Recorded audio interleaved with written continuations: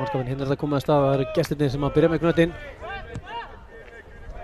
Gæti ekki byrja sig hérna að Bjarni væri að gefa merkjum að hann vildi fá skiptingu, en allavega afturlík er núna 10 á móti 11 Eyjamönnum og hérna kemur frábær sending hjá Sverri Pál inn á Hermann Þór Ragnarsson slepp í gegn og þetta er í stöngina. Vísindi Valur kemur Eyjamönnum yfir, tekur frákastið.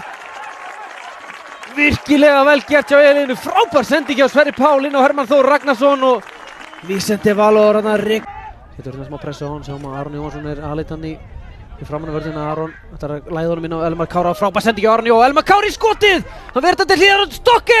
Það er ekki að koma sig í línu eða hvað?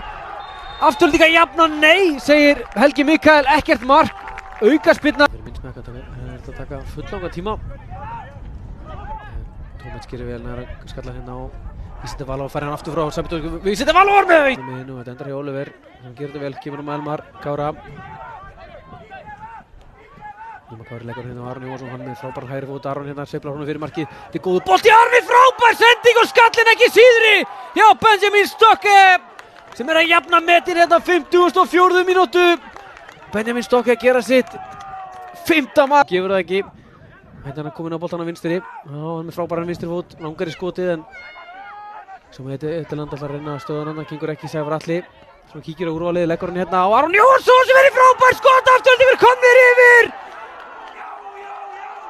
Aron Jóhannsson, mark og stóðsending hérna á okkur 2 mínútum og afturhalding komnir í 2-1.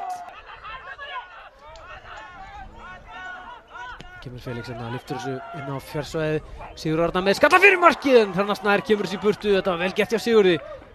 Eddeland kemur á Vísindi Valur, núna er það að loka sénsinum. Valur vippar sinna á tein, Milan Tómits í færi, er það jafna, nei, Jökull Andrisson og það flautar Helgi Mikael til loka þessa leiks. Það er Afturelding sem vinna sinn fyrsta útisigur á þessari leiktíð í bestu deildinni og koma sér í 17 stig en Eyjamenn komast yfir á